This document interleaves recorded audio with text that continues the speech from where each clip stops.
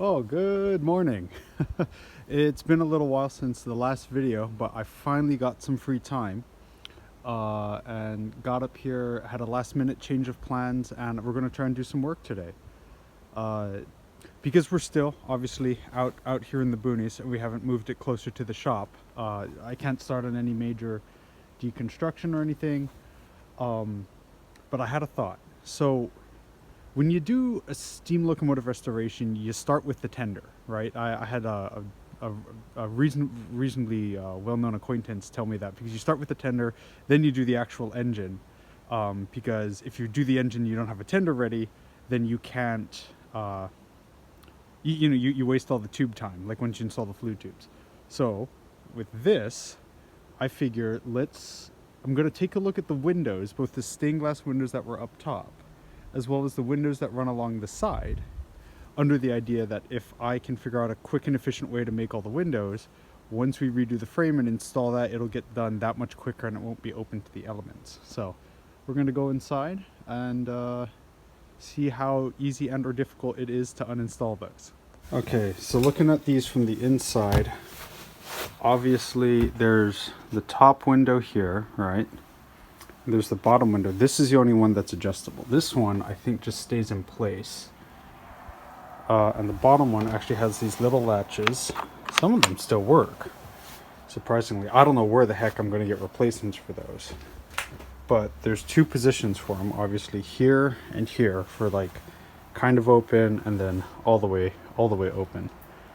It is tongue and groove.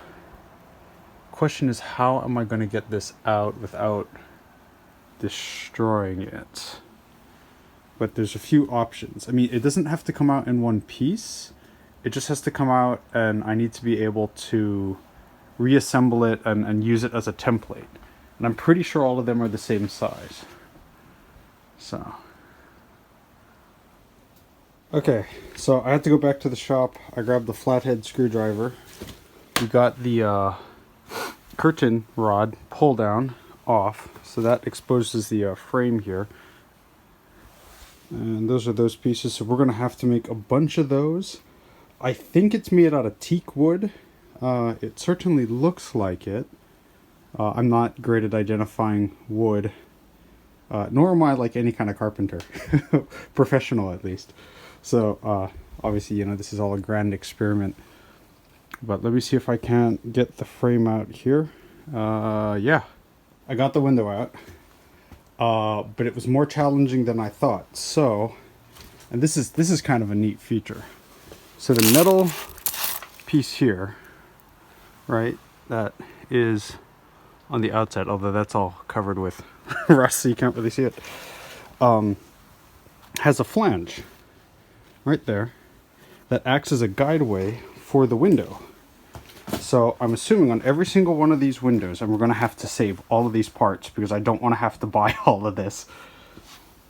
There's a metal strip here, and presumably this doesn't fall apart when I pick it up.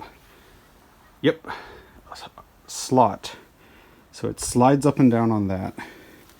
There's all this just absolutely gorgeous hardware. Well, gorgeous once you polish it up. I assume it's brass because of how it's brass or copper, how it's kind of patinaed? Weathered? Not the right adjective, but that's definitely brass. You can kind of tell by how polished it is. So that's one window frame. If I can figure out how to mass produce those, that's great, because we have 1, 2, 3, 4, 5, 6, 7 in here alone. However many in the private rooms and down the hallway and then on the other side. So we're going to go ahead, maybe try and save that upper window as a template. These upper windows do not move.